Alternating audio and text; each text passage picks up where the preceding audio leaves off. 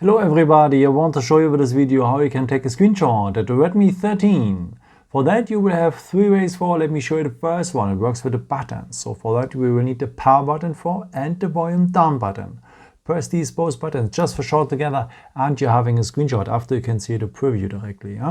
Okay, one more time. The power button and the volume down button just for short together and you're having a screenshot. If you tap now here on the preview, you have also the chance here at the pen to edit this screenshot. If you tap here on crop, then you have the chance to crop here the screenshot and cut out maybe a picture from a website or something like this. After, don't forget to tap on the checkbox and on save, and then it will be part of your gallery.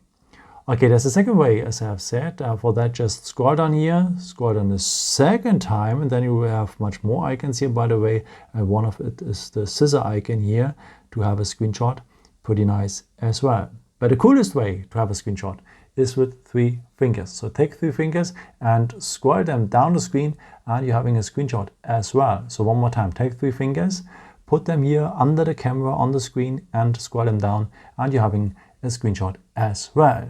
Yeah, where to find your screenshots after? Of course, you had the gallery, and here at the gallery at the photos, your screenshots are mixed up with the photos and videos you have done with your camera. So this is why I recommend to you to always go to the albums, because the screenshots have their own folder only for your screenshots. Yeah, I hope I could help you with this video and answer a question. And yeah, maybe if you want, you can leave me a nice comment or give me a thumbs up. That would be very helpful for my videos. Thank you so much for. And now I've created also some other videos if you're interested in, with some more tips and tricks and so on. Or you can also subscribe me if you haven't done it before. Thank you so much for your support, and yeah, maybe until next time. Ciao.